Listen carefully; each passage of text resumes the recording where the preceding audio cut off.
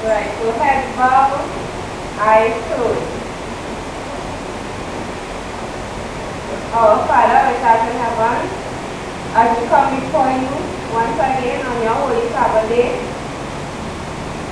please justify us, make us righteous, give us focus, give us understanding. Please help us to be more conscious of our mind and what goes on in it. Help us to slow down our mind and learn the truth, work out the truth, reveal principles of truth unto us that will help us in our own experience.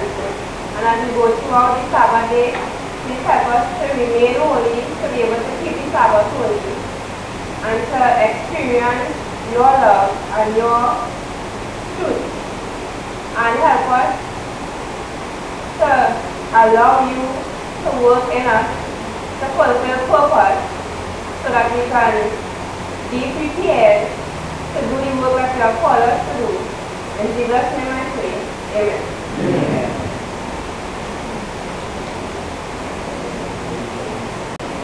So we will be continuing from last week.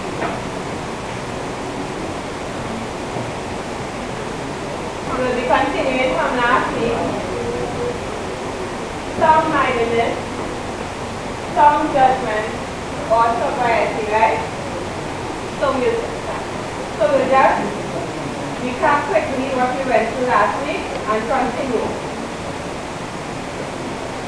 So last week, we went through certain points that showed attacks from the devil or temptation always aim to corrupt our reasoning. And in corrupting our reasoning, we are made to exalt creation as God with God. When your reasoning becomes corrupted, you exalt creation as God with God. And thus, Satan is exalted as God with God. Right? And we also went through that God wants us to have sound-mindedness, a sound mind. He wants us to have a sound mind. He wants us to have a sound mind, which is a mind free from the fantastic, logic and lies. Right? God wants us to have a sound mind, a mind free from fantastic, logic and lies. So let's recap 2 Timothy chapter 1 and verse 7. 2 Timothy chapter 1 and verse 7.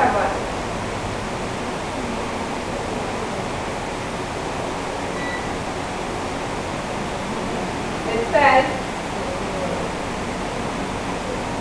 for God had not given us a spirit of what?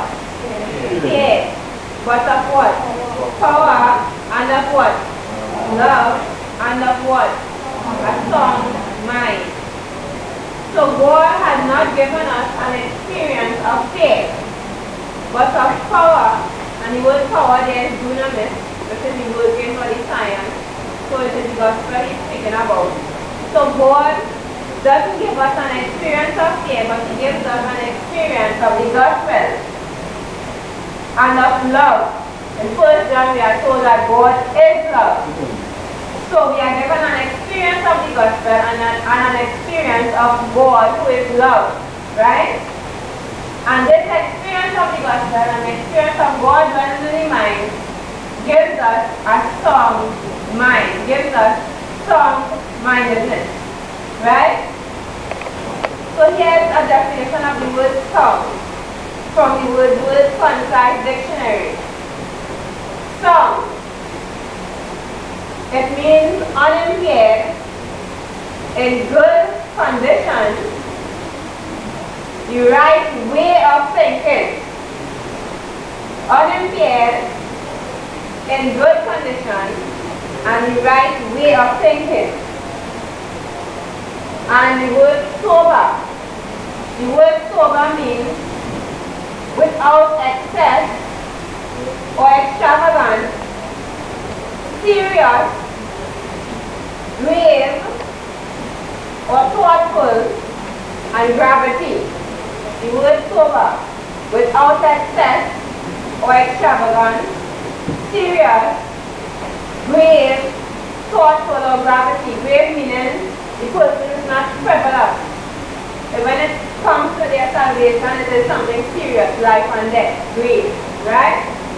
So, sound-mindedness would mean that the person has a right way of thinking. It is not unimpaired with false logic or lies, right? It is not frivolous. It is serious when coming to things that is life and death, your salvation. The person is serious, right? The next point we went through last week is that the gospel of Christ is what God uses to give us a strong mind. Because it comes from God himself, who is the most strong-minded. So it is the gospel of Christ that God uses. The Bible calls the gospel of Christ song, words, and proverbs, so that God gives us song, wisdom. Right? So it is the gospel of Christ, the song words or song wisdom that comes from God that gives us a strong mind.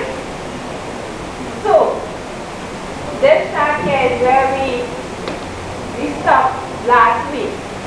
We went through 2 points last week, and these points are types of thinking contrary to sound-mindedness. There are things in 1 Timothy, there are sins that are contrary to the gospel of Christ. So when man sins, the way he thinks, because sin starts in the mind, the way he thinks, it is contrary to sound-mindedness. And these are some ways of thinking that are contrary to sound-mindedness. So the first one we went through last week is L-thesis rationalization. L-thesis rationalization. The word L is the Hebrew for the word God, and the word thesis is the Greek for the word creation. So the word means God is creation, which is a pantheistic term. God is not creation, he is the creator. But when we sin and we exalt something as God, when we sin and we exalt something as God, we are saying that creation is God, with God. Right? So, another word is idol values rationalization. So this is when a person reasons in light of their idols. This is when a person reasons in light of their idols. And last week we saw the example of the elders of Israel.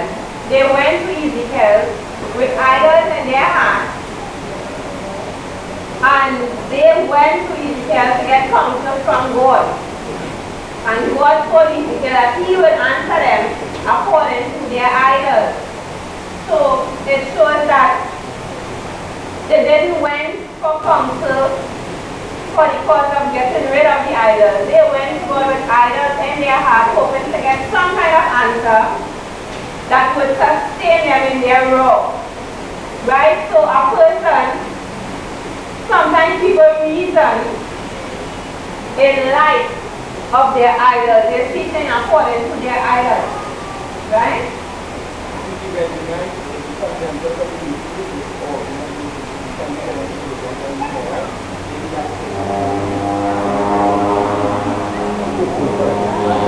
He's trying to get the electrical thing to work with the light signal as well. Just pay attention, right? So the next type of thinking is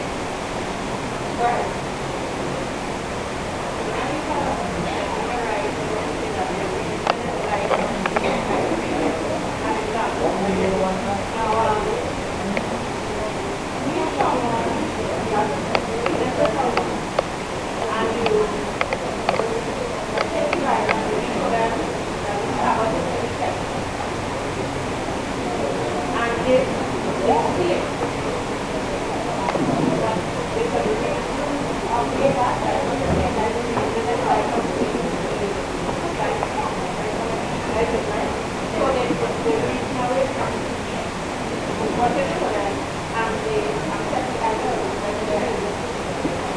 So there are many examples we could go into, but we just recap it. But you know, many times when missionaries see you don't meet it, or even with your family or friends that you meet, when you show them the truth, they will see what you are saying is truth. But anytime a person reasons in a particular way, where they reject the truth, is because they are reasoning in the life of their idols. They are reasoning in a way just to keep the idol, just to keep doing the wrong. Right? So once a person reasons in a way to keep doing the wrong, to keep the value, they are reasoning in light of their idol. Right? So the next point we went to last week was prejudice or bias thinking, right? Prejudice or bias thinking. So prejudice is a preconceived opinion that is not based on reason or actual experience. A preconceived opinion that is not based on reason or actual experience. And the word bias is an inclination or prejudice for or against a person or group, especially in a way considered to be unsafe. An inclination or prejudice for or against a person or group, especially in a way considered to be unsafe. Right? So, therefore it is a thinking influence when knowledge of rumors or past wrong comes to a person, and it causes the person to make a wrong evaluation, right, of the person.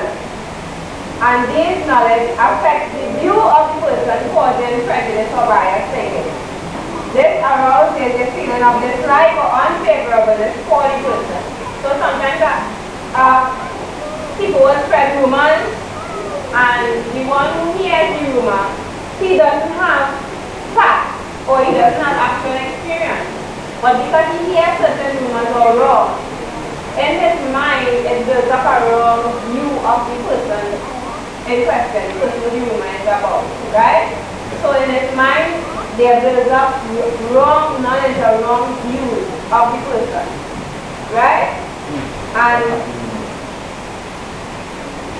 last week we went through the situation with Dathan and Abiram, but you know, Brother Nayan corrected it, and it showed with Dathan and Abiram and them when they opposed Moses and Korah, when they opposed Moses and accused Moses of exalting himself, that situation there wasn't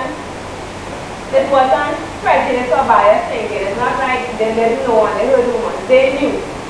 They knew that God chose Moses. They knew what was Moses' role, what was Moses' purpose. But they had, which is the next point we are going into, they had assassination thinking. They didn't have prejudice or bias thinking. They had assassination thinking because they knew the truth. They knew everything about Moses, but they just decided, well, they wanted to exalt themselves and they find some problem with Moses. And they accused Moses of exalting himself. Right? So, assassination thinking. This is when a person has the facts or experiences as opposed to prejudice or bias thinking, but assassinate the person's image in their mind by holding a wrong view or evaluation of the person based on past wrong or perceived wrong. And I say perceived wrong because sometimes people may see a person, God chooses them for a particular role because of their growth in Christ, as Brother explained last week. Because of their growth and their dedication in truth, God chooses them to fulfill a particular role. And they may do or say certain things, and people will always find some kind of problem. And they will interpret things that are not even wrong, they will interpret it as wrong. That's why I said perceive. That is why I said perceive wrong. Because Moses did not exalt himself. But Dathan and Korah and Abiram said, why you exalt yourself above the congregation? So when they perceive, they made up that in their mind. They found a fault with Moses. And that type of reason is called assassination thinking. not the factual experience, but assassinate the person's image in their mind by holding a wrong view of the person based on past wrong or perceived wrong. This wrong view held in the mind is caused by other principles of thinking contrary to sound-mindedness, such as self-centered reasoning or artificial rationalization.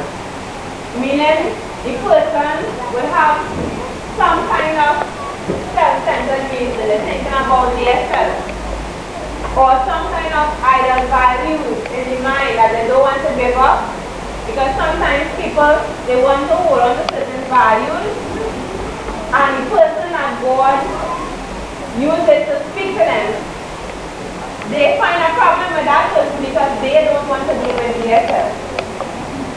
So, they would have assassination thinking because of other types of wrong thinking would contribute to that, right? So these thoughts held in the mind, if not dealt with, will soon be made public. What is in the dark will come to light. So the situation with Jason and Torah and Abiram, for that to be made public like that, they have been carrying on or holding things in their mind against Moses for a while. Right? So brethren, the lesson here we can learn from Jason and Abiram and me. You know, and we will, as we go on into the rest of the evening, when God puts a person in a particular role, and you know you have certain things to deal with, you get correction, whether it's personal or whether it's from the pulpit, you know, you have nothing to lose if you humble yourself. Humbling yourself to a correction, you have nothing to lose. Even if you think it does not apply to you. What is the sense in giving trouble? What is the sense? What are you gaining from it? Right? So the correction is always to benefit you. You have nothing to lose in humbling yourself. Right? And we mustn't allow this type of reason, assassination thinking, we mustn't allow that to build up in our minds against a person that God uses to correct us. Right, brethren? So one scripture we can look at is Proverbs chapter 26, verse 24 to 26. Proverbs chapter 26, verse 24 to 26.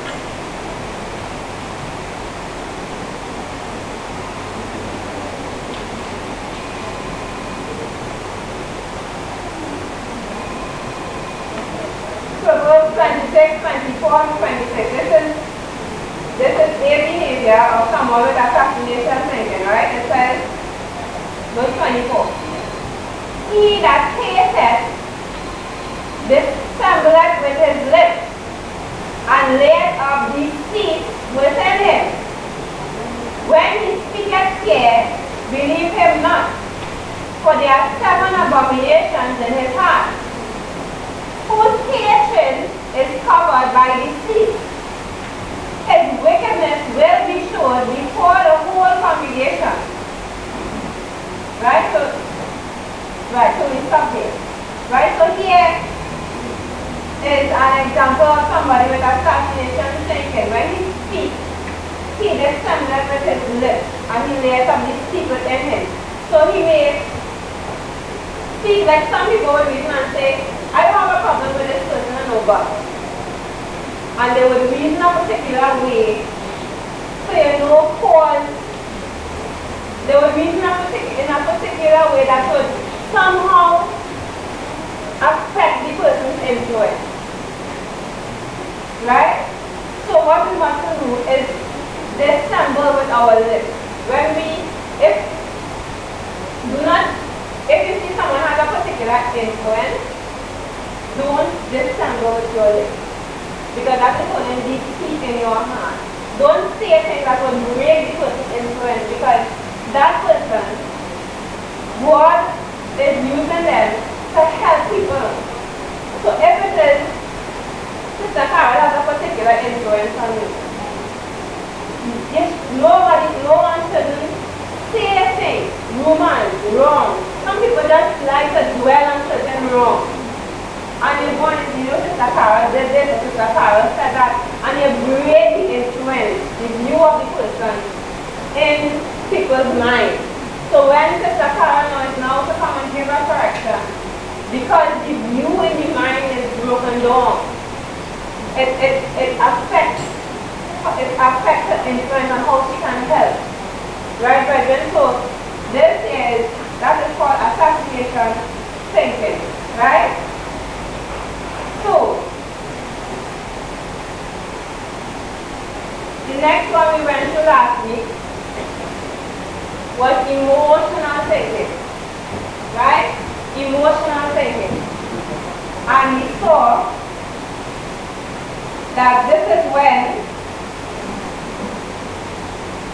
a thinking where emotions motivate and strengthen wrong thoughts and behavior. This is when emotions motivate and strengthen wrong thoughts and behavior. And we saw that there are different strengths of emotion, right? There are feelings are minute, small. There are emotions is in the middle. We went through an example last week. There are patterns are very strong feelings. And then there are impulses are sharp jolts of feelings. Right? So when someone tells you you are impulsive, you need to check yourself. Right?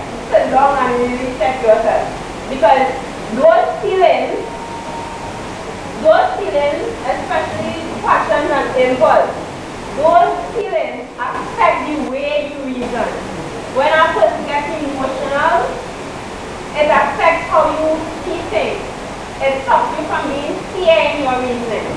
You start to become selfish in the way you reason. You start to think about how you are hurt, or how you are offended, or how you feel, how you are discomforted, or this person do you something and it's unfair and they're not supposed to do that. And it affects the way you think. Instead of you reasoning in a way, okay, what can I do to help the person? What can I do to make peace? What can I do to make the situation better? Instead of you reason that way, you are now emotional, and the emotion influence the way you think and reason. Right? And we went through a few quotations and scriptures to show, this happens mostly with women. Right? Mostly women are emotional in their thinking. Right? And also men also have that problem. Right? Most of the times men get offended. You also went to that last week. Men usually get offended. Right? And people get offended when you touch an idea of themselves. When you tell a person something, it touches they have an idea of themselves, an image of who they are. And when you touch that idea of themselves, they are quick to defend themselves. Right? So men sometimes feel like if you are trying to make them look small, right? They feel intellectually insulted, so men get offended. Women as well, right? So this is not gender true. Right? So it is for all of us. Men and women, emotional thinking affect the way you reason. Don't allow your emotions to affect the way you reason. And last week Brother Tommy brought up a point and showed there are different types of emotion, feelings.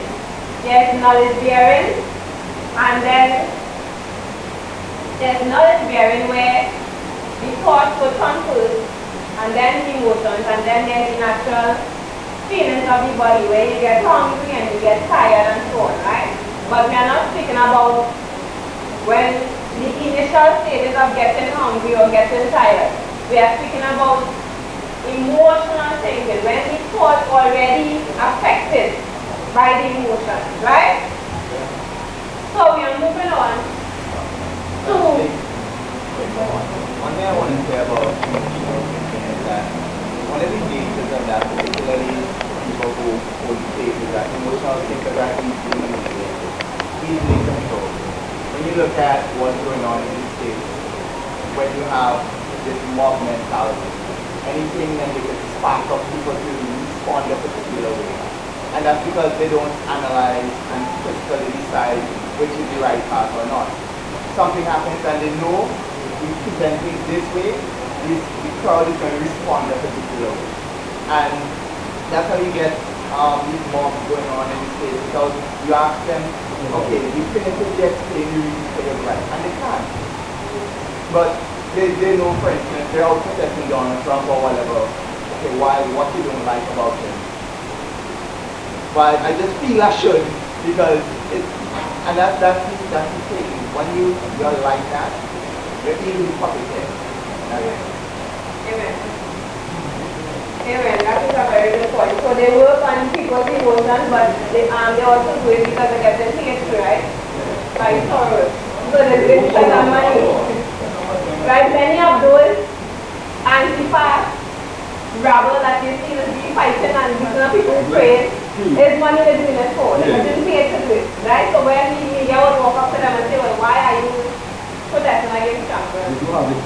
What's wrong with the economy? The economy going good, jobs went up. So they don't have a reason, right? They get paid, right? But also, as the brother made a good point, they work on, they know how to get the crowd going, right? By working on their emotions. They get angry for nothing. You see a group of people standing up praying and you suddenly just walk up to them to beat them up. But then that is the carnal mind, right? So, the next point is self-centered or selfish thinking. Self-centered reasoning or selfish thinking. This is when a person sees everything in light of their own interest, profit, or benefit. They focus on how they are affected, discomforted, hurt, or rather than how they can help the other person or person, right? Also, some people in judging situations, they think, well, I am like this, or I have experienced it, and so they judge wrong, right? Not considering the mind and circumstances of the other person. So some people have self-centered or selfish reasons that affect how they think.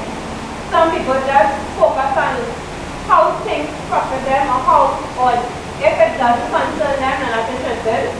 Some people think like that.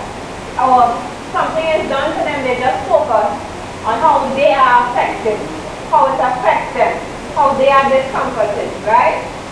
Or there are other situations where you have to make a judgment, and some people judge, well, I am like this, so this person has to do it. Or I experience it.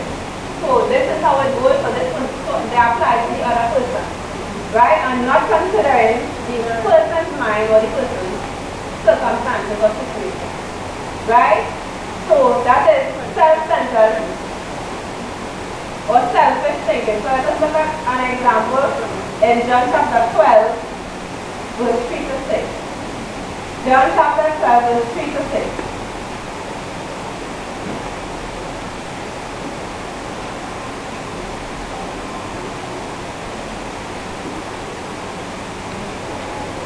John chapter 12, verse 3 to 6, it says, Then took Mary a pound of ointment of spikenard, very costly, and anointed the feet of Jesus, and wiped his feet with her hair, and the house was filled with the odor of the ointment. Then said one of his disciples, Judas Iscariot, Simon's son, which should betray him, why was not this ointment sold for 300 pence and given to the poor? This he said, not that he cared for the poor, but because he was a thief and had the bag and bear what was put therein. So here's an example of this extreme case of self-thinking. Right? Judas pretended that he cared about the poor, but really and truly he had the money bag and he was really thinking about himself. He was a thief. Right? So people with selfish or self-centered thinking, they may appear that they think about the welfare of others, but if you really look at the motive, right? Or you will get food from the way they reason. So because Judas here, you seem to reason, if you don't have the judgment, you wouldn't know. He said, you could have sold this and given it to the poor. It sounds nice. But really, he was thinking about himself. He wanted the money for himself. Right? So, selfish thinking is a thinking that is contrary to sound-mindedness. We are not to think about our own interests. Sometimes there are situations where you may have to deny yourself. So you may have to be extremely discomforted and go out of the way to help a person. Right? Whether it's a person out in the world out there to bring them to the truth, or whether it's your own brethren, you may be in situations where you are called to help. And you have to be extreme comfort. You may lose money, you may not be able to spend time with your family and so on. You know, a lot of different things. But we mustn't, we must allow the state to give us the judgment in this particular situation. But at no time we must be thinking about, well, this not profiting me, so I am not going. This has nothing to do with me, so I am not going. No. Right? So next.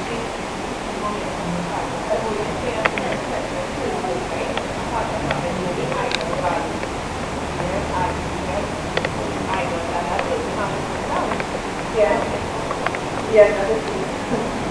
Right? The real idol of the person is themselves. Right? So, the next point is vindictive reasoning. Vindictive reasoning.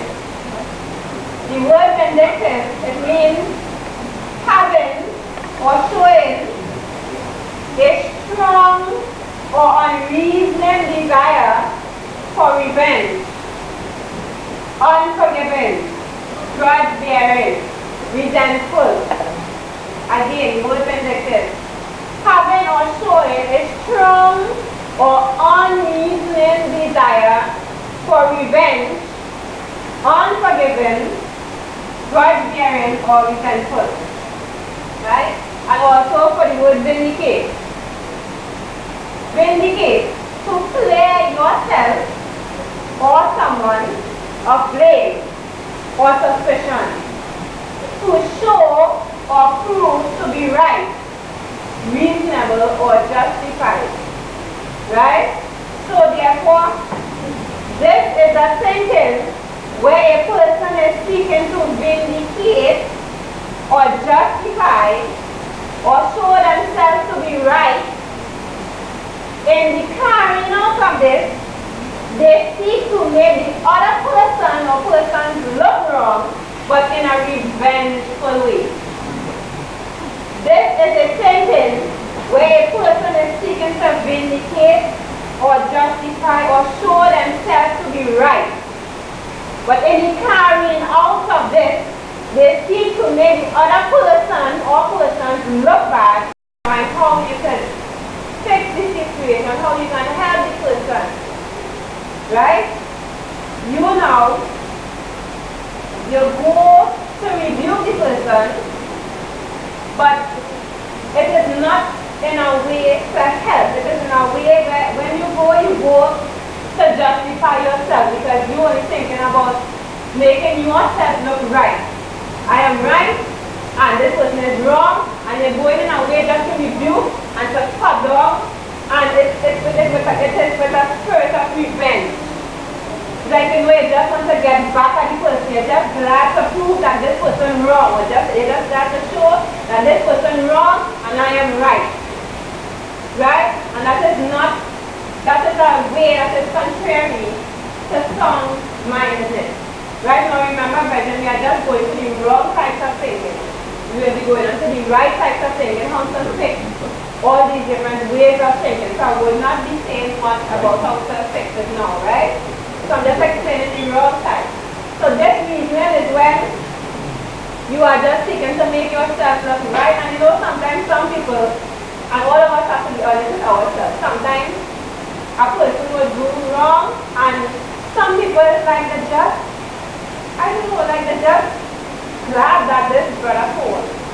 but this brother do wrong. That is not right. You might be right in the situation, but the moment you start to think that when you worse off, you more wrong. Right? So we are not to be vindictive. We are not to have vindictive reason. We must be forgiving, showing the love of God to the person. Don't try to always justify yourself. And you just want to show that this person wrong. It's not about that. It's about recovering the person. Right? And being merciful to the person. Right? So let's look at Romans chapter 12, verse 17 to 19. Romans chapter 12, verse 17 to 19.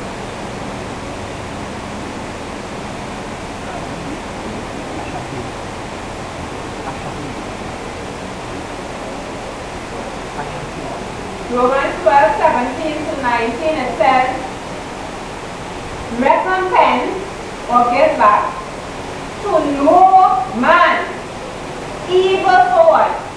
Evil. Providing how? Honest in the sight of all men. If it be possible, as much as lieth in you, live how? Peaceably with what? All men.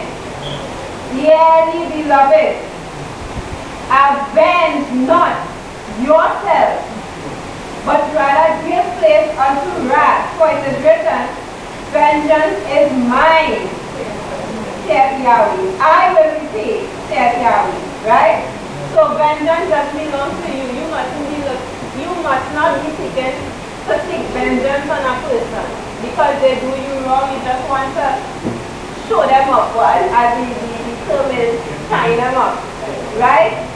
So you mustn't do that, just because you want to vindicate or justify yourself or make yourself look, you know what, I am right in this situation.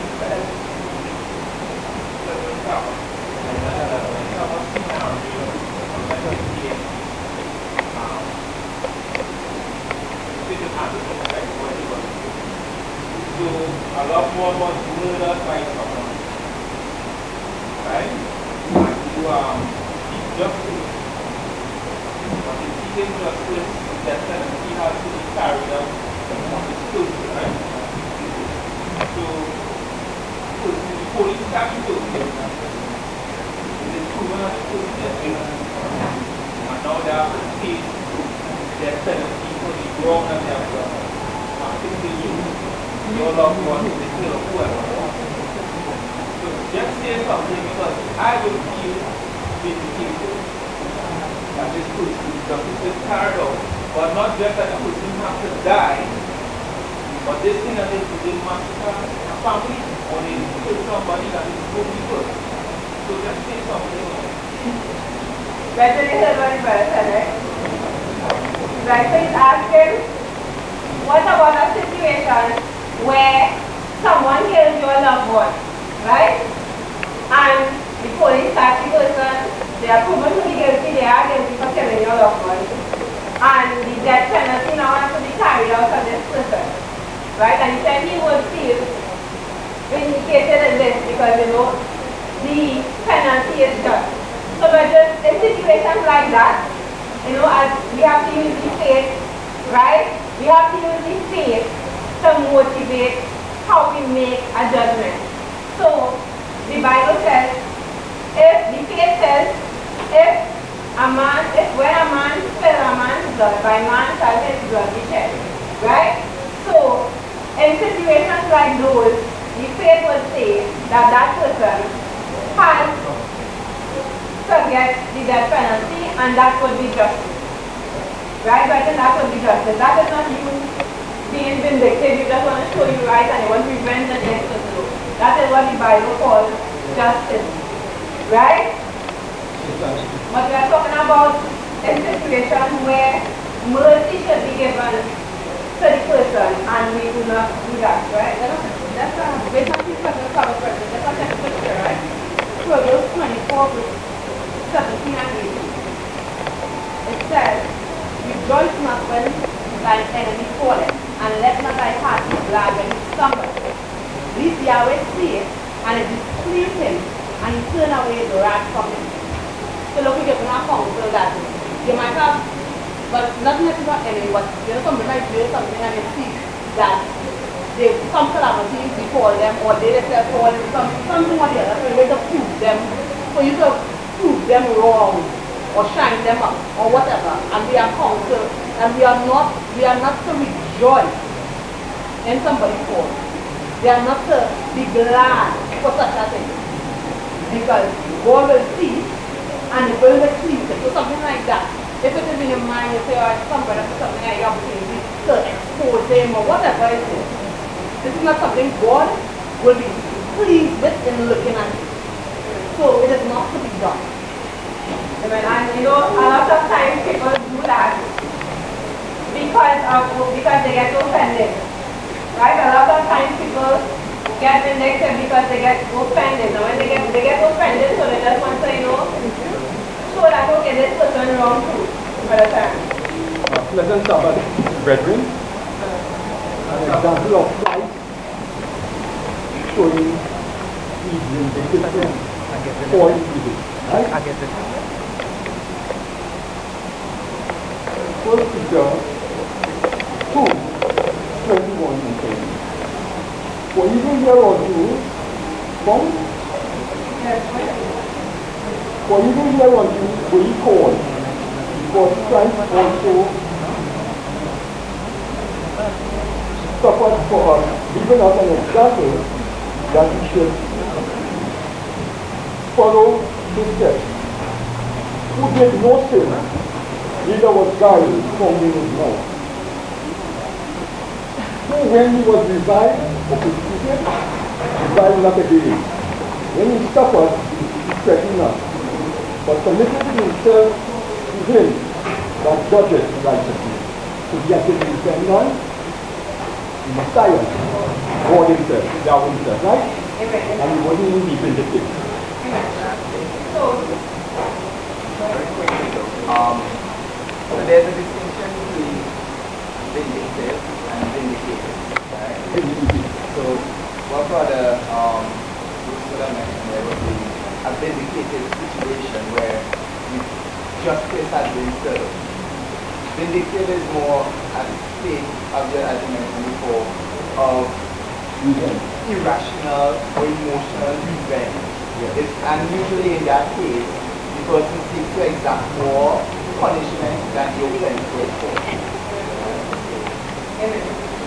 So brethren, I have a quote here from My Craft and Personality. My Craft and Personality, the chapter is Hatred and Revenge, page 529, volume 2. It says, the topic is revenge does not bring satisfaction. It says, remember that a revengeful speech never makes one feel that he has gained a victory. Let Christ speak through you. Do not lose the blessing that comes from thinking no evil. So when you think that, okay, I'm going to give a revengeful speech to get back at this person, to make this person look so wrong, right? And justify yourself, just remember that at the end of it, you wouldn't gain a victory. At the end of it, you don't feel satisfied, you don't feel at peace, right? So she says, don't lose the blessing that comes from thinking no evil, right? And next quote, from the same My Craft and Personality, volume 2, same chapter 57, Hatred and Revenge, page 529. The topic is, oil of love removes bitterness. She says, do not suffer resentment to ripen into malice. Do not allow the wound to fester and break out in poisoned words, which pain the minds of those who hear. Do not allow bitter thoughts to continue to fill your mind. Go to your brother and in humility and sincerity talk with him about the matter. Listen to this part. All heaven is interested in the interview between the one who has been indulged and the one who has an error. The oil of love removes the soreness caused by the wrong. The Spirit of God binds heart to heart, and there is music in heaven over the union brought about. So angels are looking. Angels are looking to see when you are going to give your speech, is it going to be vindictive reason? Or are you going with the oil of love to reconcile with the person? Forgiven. Right? And my telling us here that the two parties are the ones that have what they call the same spirit in approaching each other. Because one may have that right spirit that you talk about, and the other one may have a terrible spirit of vindictiveness. So when you approach them, instead of in humility seeking to discuss, they are seeking just to vindicate themselves by constantly giving wrong things and wrong statements. So much that they end up saying wrong things. And when corrected, then they refer to a wrong years ago that was being affected them. And self-proof self-proof that their part in the discussion was not to help. So I am saying that Mr. White is speaking about you, the individual, who are approaching the person, the spirit you should have. But you must remember that the two may not have the same thing. Alright? You may just approach the talk, or you may say, no, I don't want to talk to you, I want to talk to such and such person. And that itself causes a problem. So you see, it's not to say just sometimes you can approach a person and talk to them. Sometimes you can't approach them and talk to them. Sometimes the more you approach it, the more trouble happens. But since you are not like a propaganda person, to go and talk to others, to push propaganda, you just pull it. But the other person may be a propaganda person, to talk to other people and present things in such a way as it is not. The people, what the Bible is speaking about there is the person who is honest in themselves and who wants peace and wants success, especially that we need unity now in the end of time. But if the other person doesn't want it, more you approach, the more you don't experience humility, you more humiliate yourself. The more you approach. And the more you approach, the other person gets more vindictive. And in the end, it destroys their themselves. I am saying in a situation like that, in the privacy, when you feel and pray for the person, that they have the right spirit to even want it for something like that which you are. And then you can get something once the spirit is here. Other than that, you do more than half. Right? So, brethren, the quotation as well as the quotation addresses you, the person who is going to the other person. But as they say, they will have situations where they can't even go to the person because they're always trying to vindicate themselves, they'll give more trouble, and they will just harden their heart more. So sometimes you just have to pray for that person. You will pervert judgment more and make it more difficult for anyone to reach them. Amen. And that is the next one, irrational or confused reason.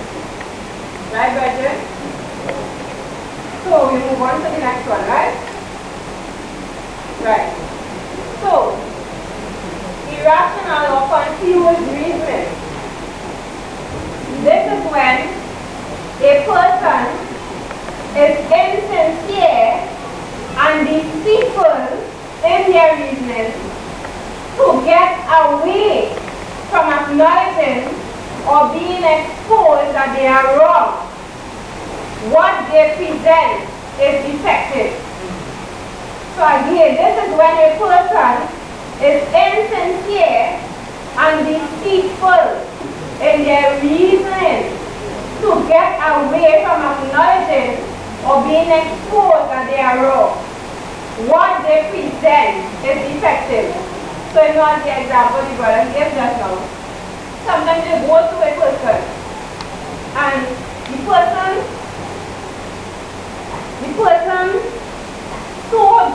want to acknowledge that they're wrong, the non-acknowledgement syndrome, I gave the non-acknowledgement syndrome. They so don't want to acknowledge that they are wrong, but they don't want to be exposed. They don't want the humiliation. When they think they're escaping humiliation, they're really humiliated themselves.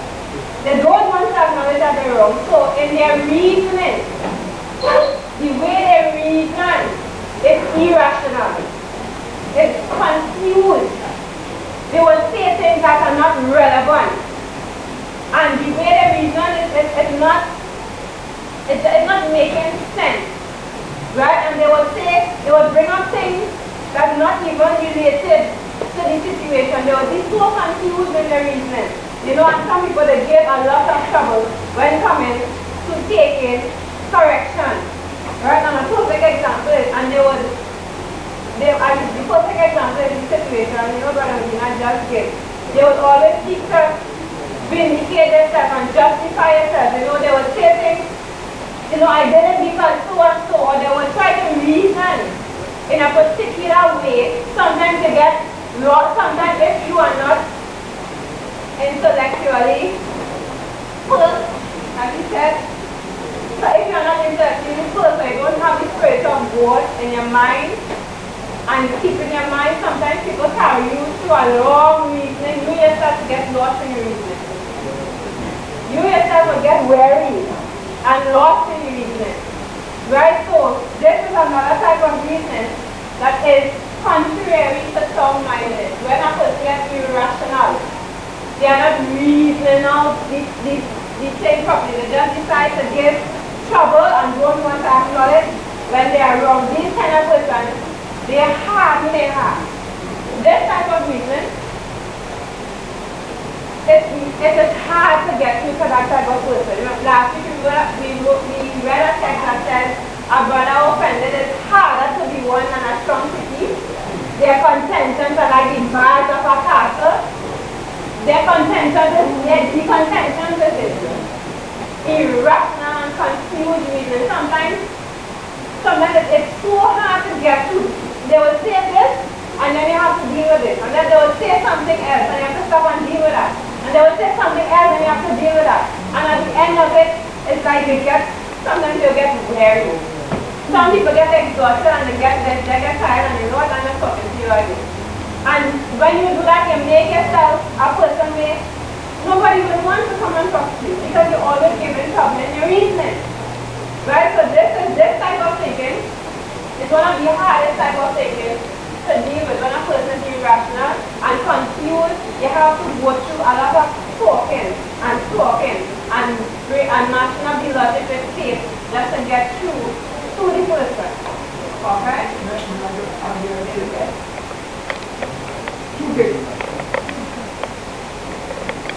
If you're doing something and have a person, there are some people to be blamed to the person's face. Because sometimes some people surround themselves with friends. And for the friends to keep the friendship, they never break through to show the person what they're doing is wrong. They don't have the courage. They are close friends, they are relating. In fact, they help the person in their irrational behavior by the things they say to them. Because if such a person is like that, and I always told the brethren this before, in other controversies that we had before the fact, behind those behaviors you will always identify false doctrines. False doctrines which we as a church have condemned by thorough study. Yet the devil seeks to bring in the doctrine, not through doctrine, but through a behavioral anomaly. So with the behavioral anomaly, the false doctrine comes in. And they don't even know they believe in false doctrine. So sometimes the very friends around here, the circle of friends who they talk to, the circle of friends who take the reasoning from them, help them in their irrational behavior. And that's the reason why they cannot expect that those sins will be blotted out.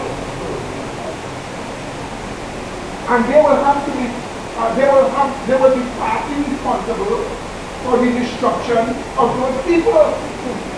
They will be responsible too. Let me just give one illustration here. Let me say myself and this brother, we are very good friends.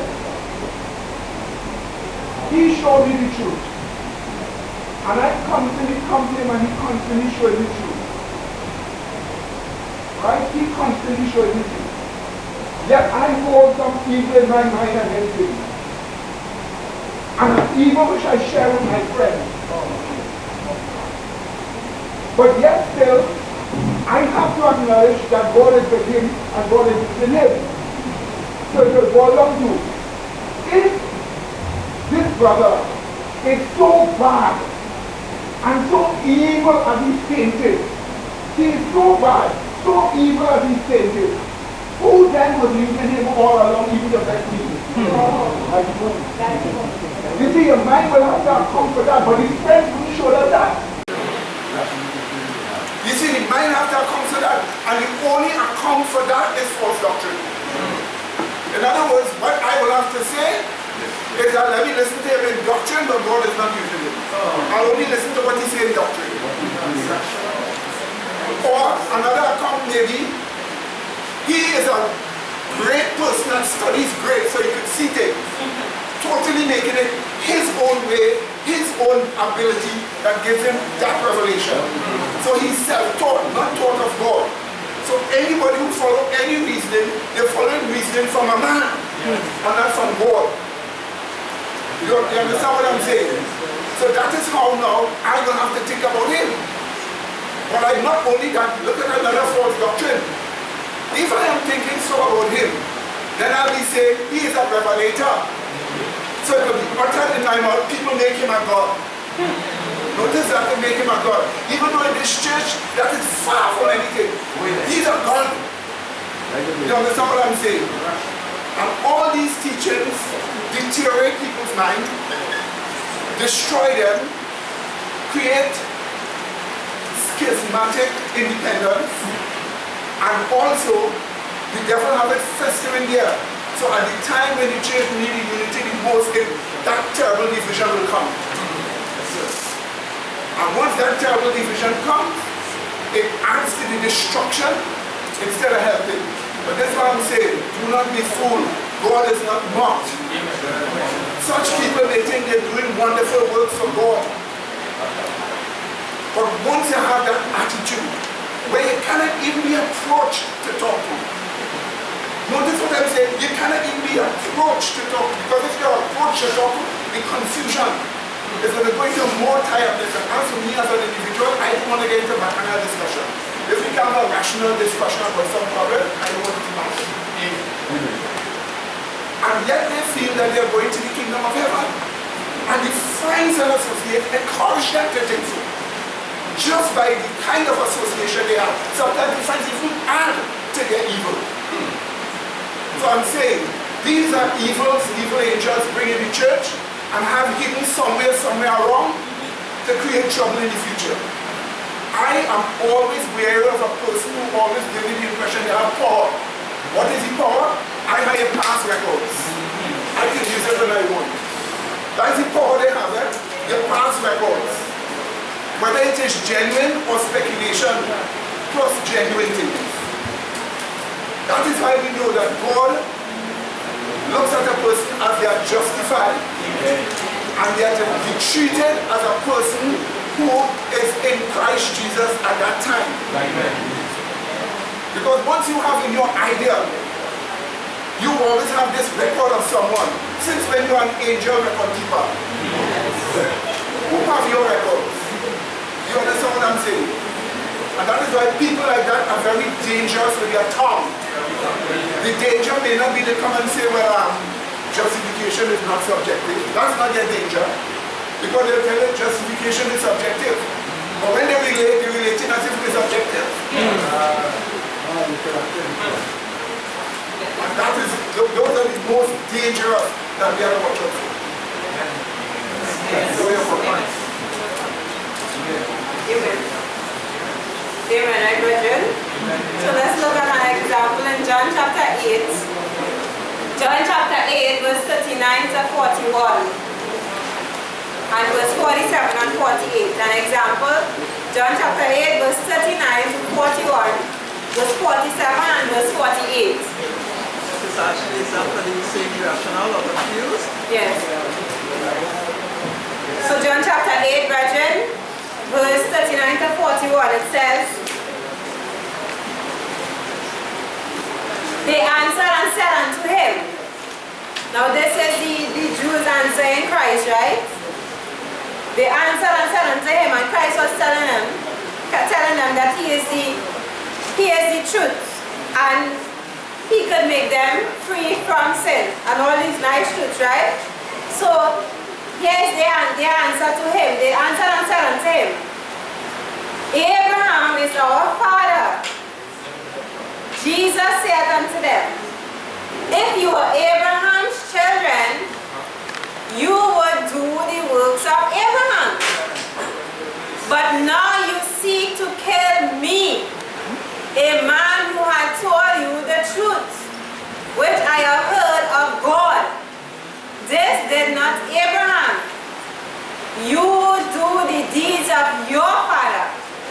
Hear their response. Then they said to him, we be not born of fornication. We have one father, even God. So Christ is telling them, if you were Abraham's children, you would do the works of Abraham. You would be justified by faith. You would not be seeking to kill me. You would have known that I came from God, and the things that I tell you is from God. And he told them, you know what, you are your father. So they say, we be not born of fornication. So then the Jews had a rumor that there was a rumor that Jesus' father was some Roman soldier. Right? So they're so confused in their reasoning. 1 minute they're going on the rumor that Jesus is some Roman soldier son, and in other places in the Bible they say, is that not Joseph, the carpenter's son? So they're confused in their reasoning, they're irrational. So verse 47 and verse 48. Let's read verse 44, right? To see who he said is their father. Verse 44 first. Ye are of your father who? The devil. And the lust of your father you will do. He was a murderer from the beginning, and abode not in the truth, because there was no truth in him. When he speaketh a lie, he speaketh of his own, for he is a liar and the father of it. Verse 47 and 48. He that is of God heareth God's words. Ye therefore hear them not, because ye are not of God. Then answered the Jews and said unto him, hear them again. Say we not well that thou art a Samaritan and hast a devil? Where that come from? Confused, irrational reason. Jesus is speaking to them the truth. And all they could throw to him is, you born from fornication. You is a Samaritan, you have a devil. Irrational, confused, always trying to throw some wrong at you. Right?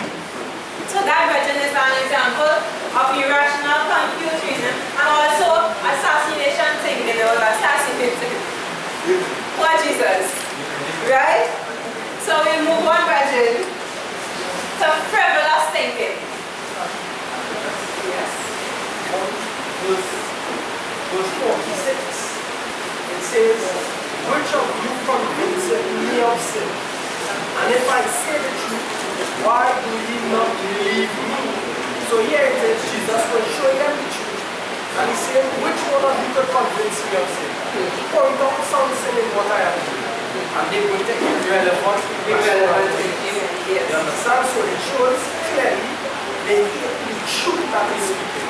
So when people will take irrelevant things and be irrational when they deal with them, they really don't want truth. Yeah, so Jesus asking them, which of you convinced me of sin? So points out the sin and what the person doing. Right? But instead of Jesus speaking the truth to them, they can't find anything wrong, so they jump to something irrelevant. You born from fornication. You is a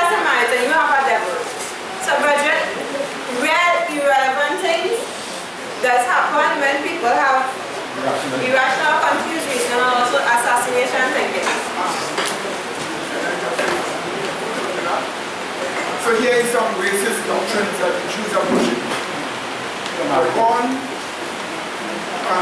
You're born of fornication.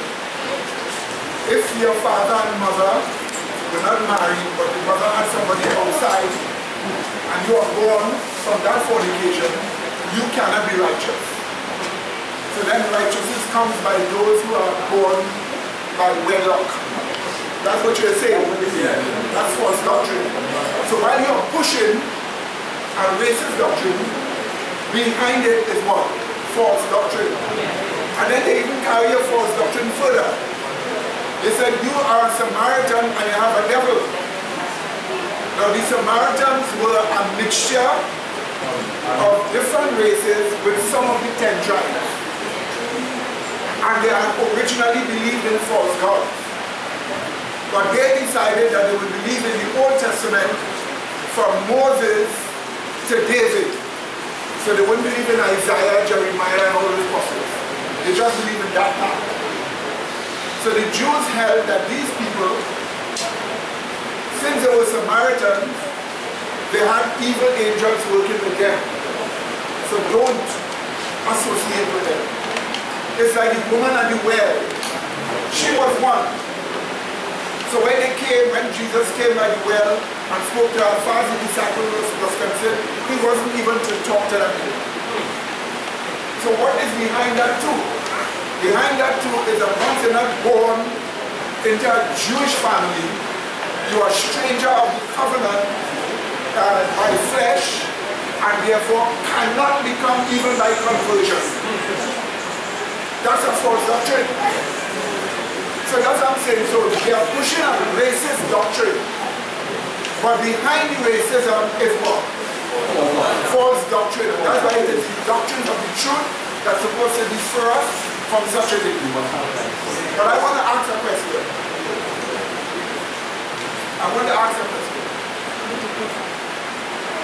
So here is the person. They claim to follow the truth.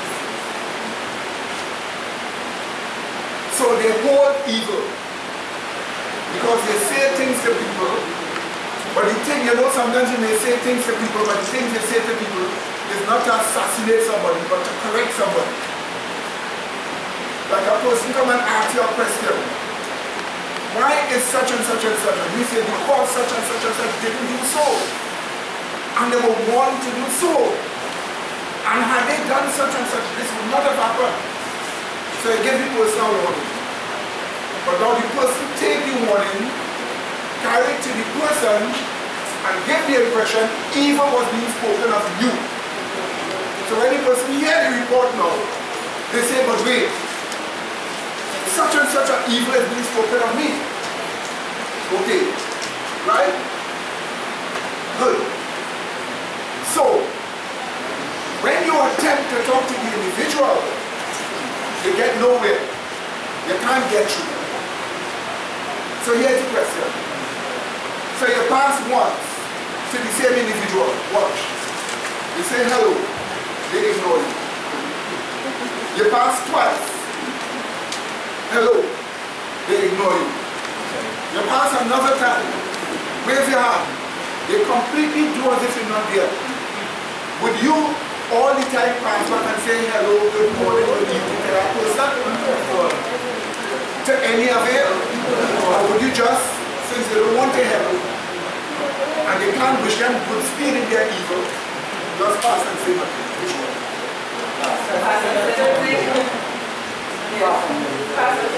They're not answering. Yes. And as I said, they can't make them God speed in their evil. So they just have to leave them and pray for them.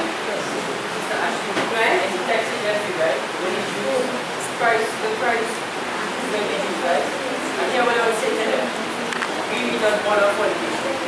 So even if Christ was conceived based on fornication, then we just see that anybody was conceived based on fornication, how does that sin be attributed to the person? That is irrational, vindictive, emotional assassination to the person.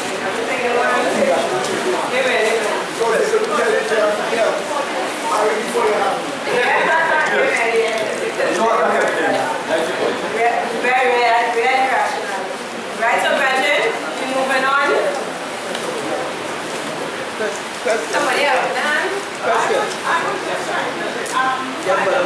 When you were asking, do you mean that among brethren or? I mean, since you're not dealing with the world, because you and I expect anything from the world. 1 minute they show you affections, next minute they're little tears in the and so everything has a selfish content from the world. Even the best smile. So you're very good. So I'm talking about brethren. That's what I'm talking about. Those among your own brethren. But you see, woe to the person who, when they're doing you wrong, give the impression it's you doing you wrong. Because if you pass by now and you just, and they didn't answer, but you were not there, you didn't see. But now after you recognize that you passed straight, another person there, they don't want the person to say, look, you see they passed me and they didn't say nothing. Which is propaganda and a height of deception. What I'm saying, for your mind not to be subjected to that, just look at the quality of the relationship the person has with the truth. Are they preaching to you? Are they feeding you? Giving you bread in due season? Are they helping you to be prepared for the end? Are they showing you the way of the Lord? That, regardless of whatever you're told, must not be lost to your mind when dealing with people who practice such kind of propaganda.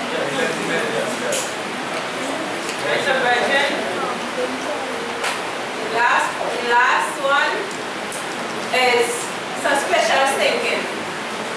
Last point here, thinking contrary to sound-mindedness is suspicious thinking. Suspicious. The meaning of the word suspicious. Having or showing a cautious distrust of someone or something, causing one to have the idea or impression that someone or something is questionable, dishonest, or dangerous. In other words, it's doubtful, skeptical, or distrustful.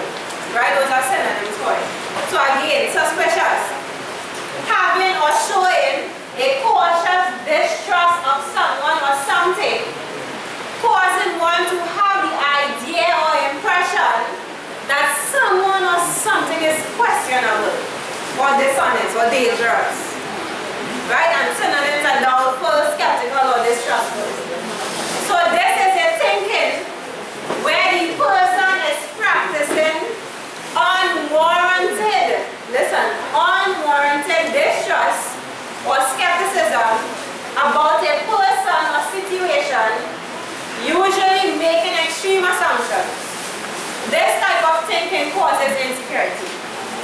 Again, this is a thinking where the person is practicing unwarranted distrust or skepticism about a person or situation, usually making extreme assumptions. This type of thinking causes insecurity. So, this is not speaking about, you know, we as Christians, we mustn't be naive, we must always be cautious. You know, young women, men out there, you know, you have to be cautious. You're looking for, you're getting in a relationship, you have to be cautious. Or, you know, you're dealing with any other person, you have to be cautious. People have hidden motives and all these things. We are not speaking about this. We are speaking about situations where the distrust or the skepticism is unwarranted. They don't have no reason. Some people tend to be suspicious. Suspicious. It happens in relationships, in marriages, friendships. Sometimes one person is always suspicious of something. You know, in some relationships, the wife or the husband just look left or look right, the other person gets suspicious. What you looking at? And many domestic violence has happened because of those things.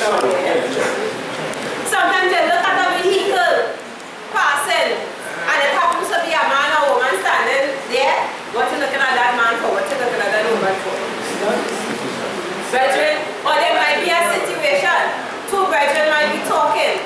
Sometimes it doesn't even have to be in a relationship. A person who has suspicious thinking, Sister Jane will be talking and Brother Joe will be talking, and but how to them are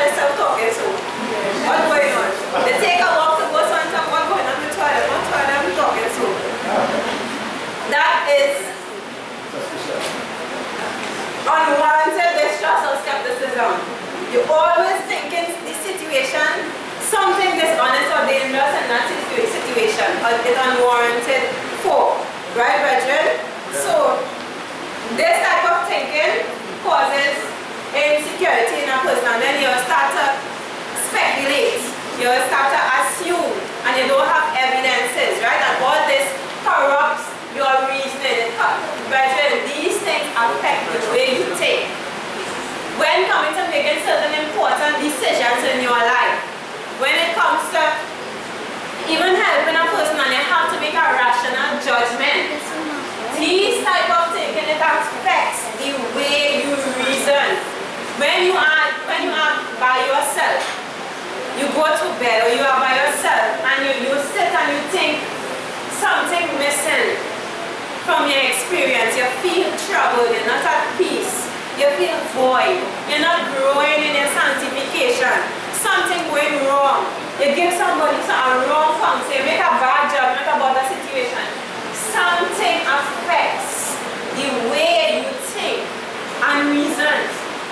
If you're suspicious, you see Sister Jane and Brother John talking and goes so and so on, you're suspicious now, and some people hold on to those speculations as concrete, and they hold on to that, and now they go and talk to Sister Jane now, thinking they're going and give Sister Jane counsel to be careful as Brother John, and that time nothing going on. You're wrong, you speculate, you assume.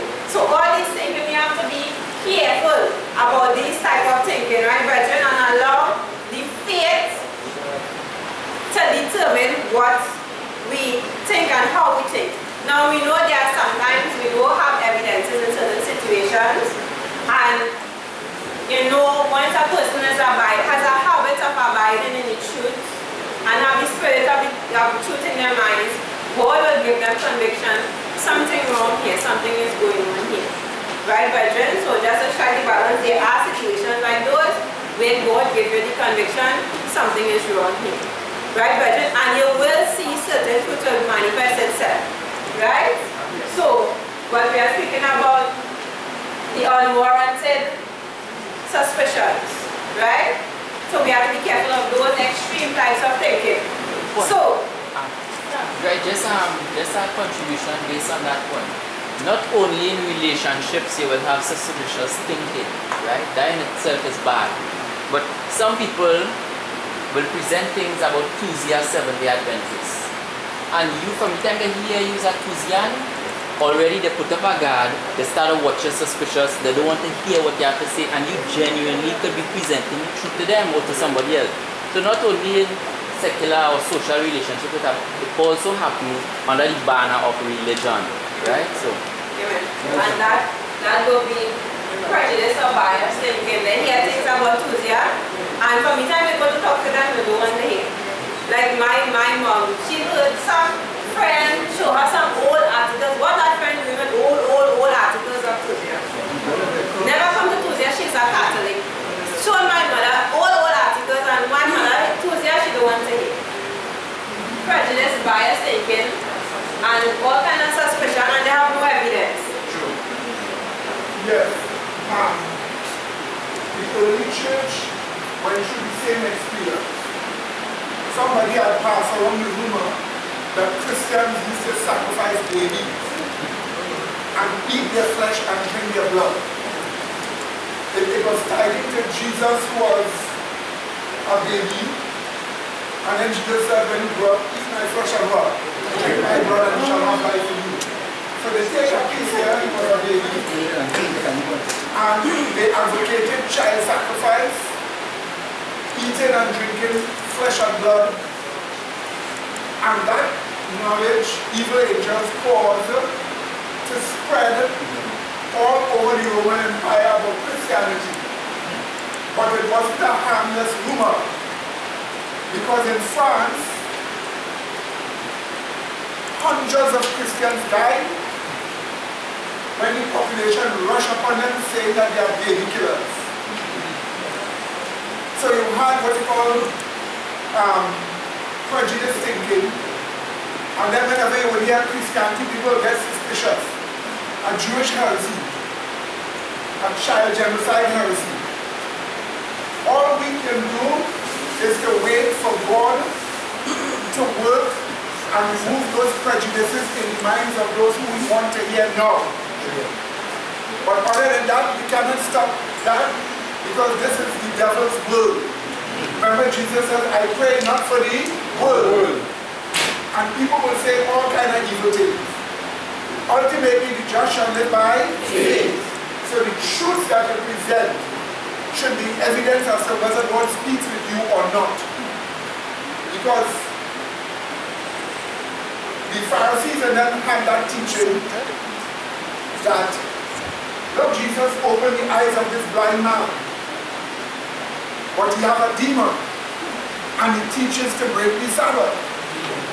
But the blind man telling him, I don't know if God doesn't hear sinners. Because look, he opened my eyes. So the blind man whose eyes were open used the fact that God could use this person to help me, means that that person was not in the wrong you say they were in. So they live by faith. But human beings who know themselves have a tendency of being suspicious. Because you know your own weaknesses. You know your weaknesses cause you to do wrong. But you know that you have to repent and be restored from God to be with you. So what is the best way to deal with this suspicious thinking? Look at your own self. If you think the person do wrong, and by the way, you are not a monitor and a record taker, but if you figure the person do wrong, you know you repent, and you ask God to restore you, and God heals you. Well, if God is in the person, think the person repent, and God is in them. So then why look at them in the past when God is using them? And you know your own self too. This is the reason why there are some people that make themselves ministers. And there are some people that are ministers by experience. You want people to be saved. You don't keep records. You want people to be saved. You must have an understanding that if they do wrong and they repent and believe, God will forgive them. You want people to be saved. They are in the faith, they are preaching the faith. You yourself are being blessed. Why look at them as a record? Is that the kind of ministry you are doing with people? You understand what I'm saying? So you see, all that is a part of it. In the long run, what is necessary is spiritual maturity. Spiritual maturity. That is what is needed in the long run. Because with spiritual maturity, you will have a tendency to move different in your relationship to others. If you can feed me spiritually, I can trust you. That's right. Being used by the Holy Spirit. And if I trust you as being used by the Holy Spirit, I will be careful with my respect towards you. And when I say you, I mean you yourself standing up right here. That's right. You don't have to be elder than me in the faith. You just have to be used by the Holy Spirit. And I'm supposed to bow to that. Amen. Because God is above all of us. Amen. That's all it is. My brethren, so I skipped all this here. This one here, so that's going over to me, right? This point here, one of the wrong types of thinking is frivolous thinking. The word frivolous is that it comes from a Latin word. It means silly or trifling. Right? So frivolous, the meaning, not having any serious purpose or value, flippant, joking, thoughtless, shallow, whimsical. Right? But you get the point? Not having any serious purpose or value, flippant, always joking, thoughtless, shallow, whimsical. Right? So, some people do not take things seriously. It's almost like they don't care about their salvation. They take things light. They forget how God has worked for them in the past and how God is still working for them now for them to be saved. And it's like they just don't care, they disregard it. They take it light. Right? And we have to skip the scriptures, right? But you know, When there's this parable when Jesus said that the servants was sent out to it was sent out for servants to come to the vineyard and they took it light. So then Christ ended up sending them to the highways and the byways. There are people that take things light. God called you to do a particular work. Some people like to procrastinate too. Some people know that they have certain talents and certain abilities, and some people just like to run from responsibility. And if you know God, you have certain talents and certain abilities, you can do things for God. Stop procrastinating. And there are some people that look at themselves and they see, but I need to come up here and I need to come up here and I have to come up here. Oh, they look at a whole set of things about themselves, and you know what? I will just sit down here and I don't go and do anything until I come up in all these areas here. Come on. Stop procrastinating. The end here, the end is here, and we need ministers, we need preachers, we need people who have laptops, we have books to be published.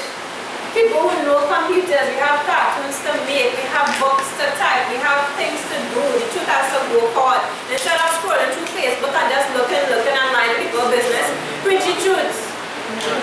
Right? So some people take things too light, they get too comfortable in their own world, in their own situation. They just think about, but I live in Mobile Junction here, and this is my world here, and this person in my world, and this is my situation here, and I go to work here, and I come back home, and people are too small, myopic in their thinking. We need to start taking things serious. You are called now. God is calling people to the church to make up the 144,000. The 144,000 are soldiers, Yahweh's army. Don't think yourself, but I too weak, and I have all this fault, and I do this, and I do that, and you're not even taking your calling serious. Right, brethren? So some people take things too light, and this is a thinking that is contrary to sound-mindedness, and you will experience a lot of problems. Situations that you are supposed to take serious, life and death, you treat it as if it's nothing. Something happened, you have to get up and go now. You sit there, you lay back and you say, well, I'll wait and I'll come in here and I am close, and then you go. You know, you need to start taking things serious. So we have to skip the scriptures, and you can take it on Matthew chapter 22 verse 1 to 9. That is one of them, right? Matthew 22 verse 1 to 9. And there is Matthew 12 verse 36 and 37. Now in Matthew 12 verse 36 and 37 tells us, every idle word men shall speak, you will give account to the day of judgment. I know the words come from the thoughts. Every idle thought, every idle word. Some people like to joke around. It's okay, fine, you want to laugh, you want to have fun, but for God's sake, make a righteous joke. Say something that's making sense. Some people just like to sit down and talk foolishness whole day. Or they have this idea from the world that, talking foolishness is funny. No. Or if you're around your family, you can go to people that are talking shopness and you find yourself laughing. No. Every idle thought, every idle word you think and you speak, you will give account in the day of judgment. Stop taking things light. You want to laugh, you want to have fun, say something that's making sense. Say something that's making sense. Start thinking. Use your mind to think and work out things. Work out the truth. The more you use your mind to think and work out truth, when somebody says something and it's not making sense, you're so accustomed working out things. It's like from the moment they say it, you work it out. It's not making sense. You wouldn't even feel like laughing. It's not making sense. Right? So, brethren, we have to get away from frivolous thinking. So, I'll just read two quotations quickly and we'll wrap up, right? So, this is taken from Mind, Character and Personality, again, volume 2, chapter 73, Right Thinking, page 668. The topic is dwelling on unimportant matters. During the waking hours, the mind will be constantly employed So while you are awake, your mind always working, right? If it dwells upon unimportant matters, the intellect will be dwarfed and weakened. There may be some spasmodic flashes of thought, but the mind is not disciplined to steady, sober reflection. There are themes that demand serious consideration. By dwelling upon these themes of eternal interest, the mind is strengthened and the character developed. So some people's mind is dwarfed, weakened. Some people in their experience, if you're finding a sanctification, you're just there and you're not going anywhere, you need to check your experience. What do you allow your mind to dwell on? A lot of people allow their mind to dwell on things that small, things that are unimportant. They are important, things of eternal interest that is going on, and we allow our minds to think upon unimportant matters. And brethren, we have to guard our minds. It is your mind. You are in control of your mind. Except when God barging and give you conviction. And while you're thinking, you're always thinking, by faith is God motivating the mind to think. But you can't control what goes on in your mind. It is a choice. It is a choice that has to be motivated by truth. So if you find you don't have the appetite to mentally dwell on truth, the only how you can get appetite is if you deny how you feel, that unwillingness, and just pick up your Bible and study. In studying the truth, God will strike something to create an appetite in you, to create that willpower to do what is right. Right? One more quote. Same Mind, Character and Personality, Volume 2, Chapter 72, Thought Habits, page 660. It says, the topic is dwelling on frivolous things. We should endeavor to have our minds in that condition where we can receive the impressions of the Holy Spirit. But they cannot receive increased light who allow their thoughts to run constantly on frivolous things. The mind should be stored with heavenly treasure, with food that will enable us to grow spiritually and thus prepare us for a holy heaven. So she says, those who allow their mind to constantly dwell on frivolous things, unimportant things, you won't receive increased light from the Holy Spirit. Right? Your mind should be in a condition where it's easy for you to get impressions from the Holy Spirit. If you're dwelling on frivolous things, God will have to come, barge in, and give you a conviction and say, no, you need to pick up your Bible. Right? And you will get the simple truths and the sparks of light God will give you. But if you train your mind to dwell on spiritual things, right truth, you're constantly working on the truth, working on the truth, working on the truth. God will reveal more and more and more and more to you. But if you're not dwelling on the truth, what revelation are you going to get? Or how much? Right? So brethren, we have to allow our minds to dwell on things of importance, things of salvation. Right, brethren, on eternal things. Right, and that's it there. Because we forgot all this point of frivolous thinking, right? So we'll have to let's switch the next one. The last two texts.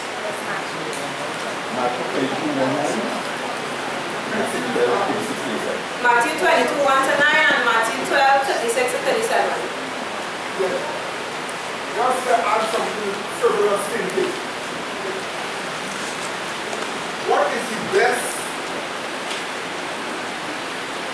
attitude a person should have who is doing an important work of reaching a new audience, of reaching new people? What is the spirit that's supposed to actuate you, or that's what's supposed to see you? Should they see a frivolous spirit where you're constantly making jokes as a minister of the gospel? Or should they see an immature spirit with just a big smile for everyone? So the person say right, yes smile. The person say wrong, yes smile. The person say right, yes smile. But in other words, the general attitude is like kind of immature smiling for every right and wrong. Even wrong against your faith. So they attack your faith, but they got a big smile. Or should they have a spirit of solemnity? You see, when you're doing God's will, and the Holy Spirit pushes you, and you dedicate it to the Holy Spirit, what you pick up in your spirit is a spirit of solemnity. When you preach and you see that you're a solemn person, this is so important to you, it's a life and death matter for everyone, including the people you're talking to. So, you don't have time to make jokes, especially when you're talking to Muslims. Especially when you're talking to Muslims. So you're not like those evangelical ministers.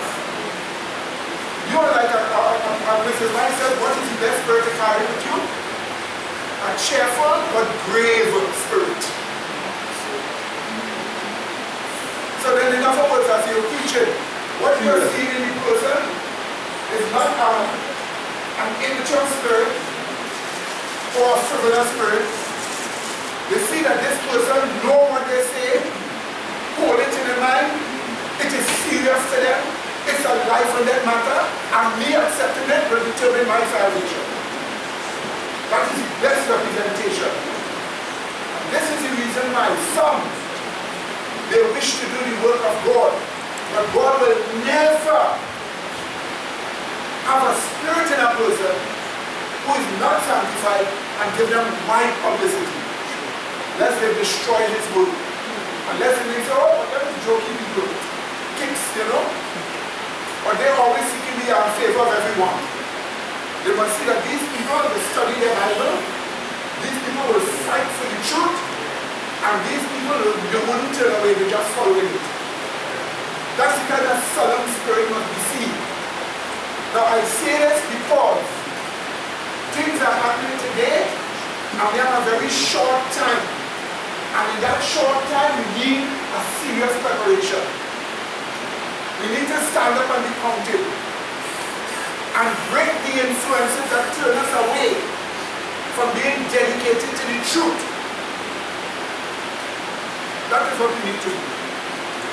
And we need to teach by example and not just by word. So brethren, just to wrap up, let's look at this chart. So next week, please God, we could go into the right types of thinking, right? Principles of sound thinking. So this chart here will show fruits of wrong types of thinking. Right? So these are the some fruits, right? We have here false doctrine, like Brother Nair was saying earlier, when the person throws out irrelevant things, like the Jews with Jesus. Behind it is false doctrine, they were pushing a race doctrine, racial doctrine. So, brethren, false doctrine, once you allow the wrong types of thinking that we went through before, if you don't deal with that and you have that and you don't deal with it, you will have false doctrine. You might be sitting there and nobody might be seeing it now, or some might be seeing it now, because trust me, those who have the spirit of truth will see. If you think that you can cherish some wrong, some malice against some person, and think when it's coming and sitting on the Sabbath and nobody can see it, those who have eyes will see. Right? And you will end up in what? False doctrine, it will come out in the open. Another fruit is selfishness or self-indulgence. Will be again the self-centered reason. You will always be seeking to benefit yourself or to see about yourself. It will have contention between brethren because of all kind of irrational thinking, selfish thinking, idol value thinking, vindictive reasoning, confusion. It will have contention, right? Of course, idol values is in the midst of all of them. It will have rebellion, lack of restraint, temperance, self exaltation, justification. Some people just exalt themselves and want to justify it when they're doing it. Right? And we have the recognition syndrome. Some people always looking for recognition. Sometimes some people start off saying a real nice truth, and when they realize that that's a real nice truth, then start to come up. They start to feel like they know they should be recognized for saying something so nice. Or they start to exalt themselves as if it originates from them, like you say spirit crucified in heaven. Right? The recognition syndrome. And brethren, let me tell you something about the recognition syndrome. Right? Some people take originality and individuality and marry it together. They think if I am not original in my preaching, I don't have individuality. Or they reason that way. They know the truth and they reason that way. Some people think, but Aaron does use these terms, so I want to say something different. I want to be original. Because if I follow him, I lose my individuality. That's what they reason. They know better. Or, Sister, let me just say something. One time, I have to say that. Whenever you see me using terms, I choose out the term that makes it much more easier for us to get the conception of the truth and to be able to express it in your words. It's not a question of me. I am not terms. So if you follow a term, it's just like Peter or like John. John chose terms to make it easy for a person to understand. So if I choose a term to make it easy for a person to understand, and you use the term, it will help you and it will help others. I have seen it work already in the past. Look what happened. Remember, I just look at my Bible, I haven't studied the two republics. We gave it here. We showed the kind of republic America is. What do we call it? Jeffersonian Republic.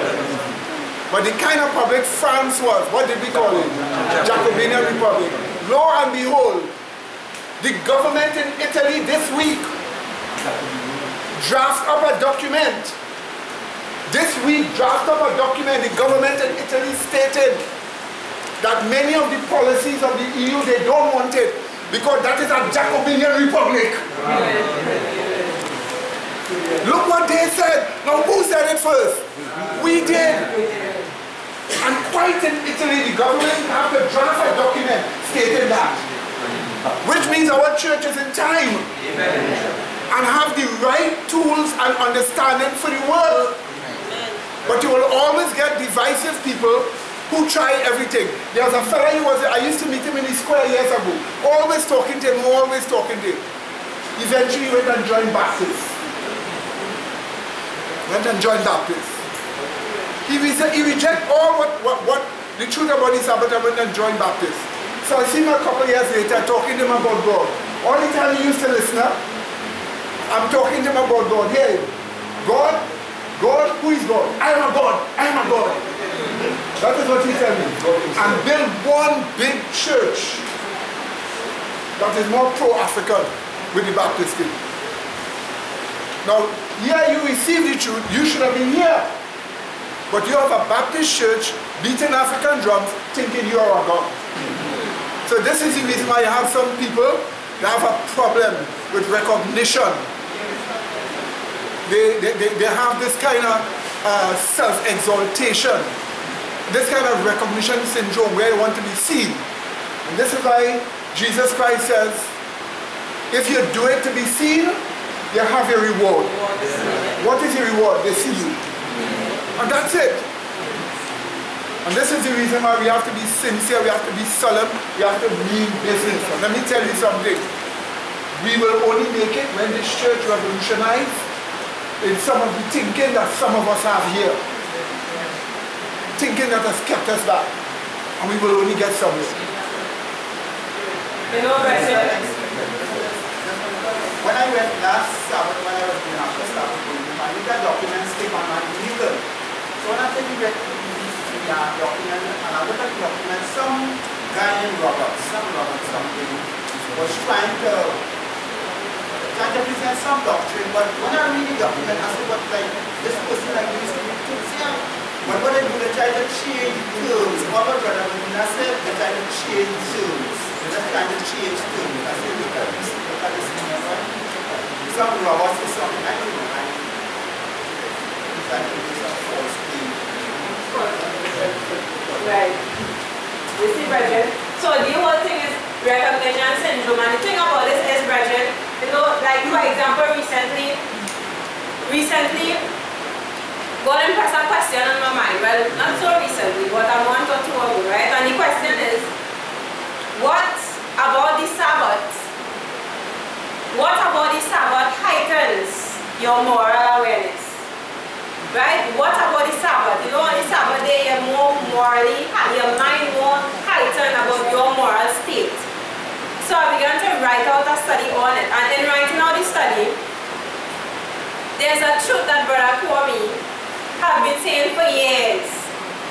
And the truth is, the Sabbath day, the Sabbath shows you your hidden idols. Or the Sabbath shows up all hidden idols.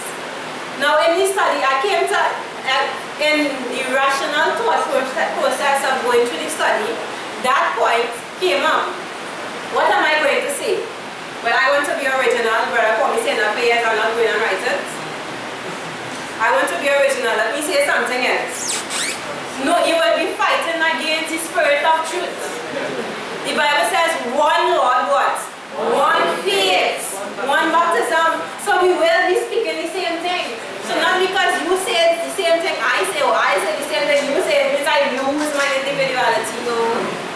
Anytime you see a person is looking for that individuality, it's really the recognition syndrome that they want. They want to be recognized as they know. This brother said this first. But I'm going to be after a right? Paul, in the New Testament, quote from Habakkuk, Jeremiah, Exodus, Isaiah, he quote from the prophets. And he quote and he gave explanation showing that what it really means and effective explanation. Showing that is one spirit. Because when the spirit of truth move upon our heart, it guides us into all truth. And when it guides us into all truth, it guides us in the things that the spirit show or impress upon the mind of others to say. So even if the brother come up with terms being influenced by the Holy Spirit, those terms is terms that will be the norm to perform with Jesus seeking and faith. Say like communication. That properly explains the type of government that will enforce the mark of the beast. Communism and the godless rabble explain exactly what it's going up against. Right? A Sodomite society, which is called socialism, it explains exactly political sodomy and what you're going to face. The social Christianity, it explains what is going on in the government and things. What the attacking is the effect of Christ on society and on family. So the terms fit exactly the arguments we are about to go and face. And the terms Christian phobia. That is what we face in the world today. So the issue with it is the terms is developed by the influence of the Holy Spirit for us to have proper arguments to face the issues we are about to face. And to contend for the faith. So there is nothing wrong with the terminology. However, the Spirit, when you study it now, Spirit will influence your mind and shoots as pertaining to understanding it and explaining it. So the point is the Spirit will guide you into that truth. The point of the matter, when somebody seek to be original or separate from their brethren for the issue of recognition, the point of the matter is a sway from the gospel of Christ. Because the gospel of Christ unites us in the faith. So we will mind the same thing, we will speak the same thing, because we have one spirit. So that is the point. Right, so Virgin, just take on the scripture for this child, Galatians chapter 5, verse 19 to 21, right? Galatians 5, 19 to 21, that is the fruits, the works of the flesh, adultery, fornication, strife, which is contention, you know, all these things. Right, so Virgin, and also faithless pleasure seeking. People are always seeking entertainment, the movies, the theater, you know, we know our position on these things, right? If you can't carry Jesus with you, then don't go, right? But all these things, brethren, all these fruits is because a person lacks certain principles of sound-mindedness. When you see all these things going on, the recognition syndrome, they seeking originality or want to be known, is because over a period of time, that person lacked sound-mindedness. Right, brethren? So all these fruits are fruits of the wrong types of thinking. Right? A lot of principles going on in the mind that stops them from having sound-mindedness. It affects the way they think and the way they reason. Right, brethren? So we'll have to wrap up now, and again, next week, please God, we'll move on to principles of sound thinking. Right? The right way to think and reason. So we'll have to close off.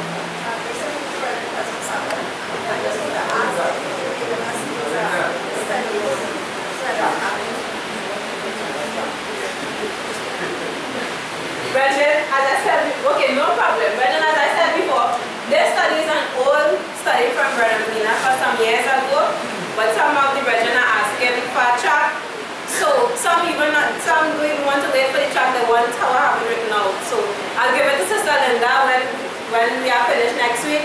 I'll give it to her to photocopy, but we'll see also in making it into a track, right, brethren? So, and look, this is a study done by Brother Mina in 2007, and I am not seeking to the original. It is the spirit of truth, right? And I have experience, I've gotten better in my own experience applying these principles of thinking, gotten a lot of victories, and it helps a lot in having sound-mindedness and sound judgment. So, you know, it's not about you and getting recognition and all these things. This is Brother Medina study from some years ago, and I do not apologize for it. I am enjoying it by God's grace. Right, brethren? So let us close with a word of prayer.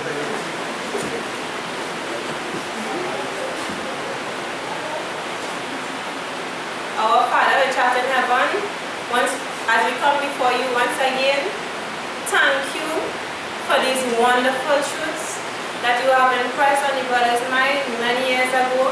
Thank you for bringing it back to our minds so that we can be blessed by it, so that we can, once we apply these principles, we could have sound-mindedness, we could have that strength, that development to face the end, to face the issues, to move forward as a church, because you have called us to be a part of your army, to be soldiers who can endure hardness, keeping the faith, to help us to apply these principles. Help us to humble ourselves before you. Help us to have unity as brethren and get rid of all the problems and the things that are keeping us back, and help us to move forward. Help us to dedicate ourselves to you and see that we are nothing and we have to depend on you to do anything that you want us to do. As we go through the rest of the Sabbath day, please continue to bless our minds and help us to really enjoy ourselves in the truth and take things seriously, because this is salvation, life and death. This is the end. So help us to really dedicate ourselves to your cause. In Jesus' name I pray. Amen.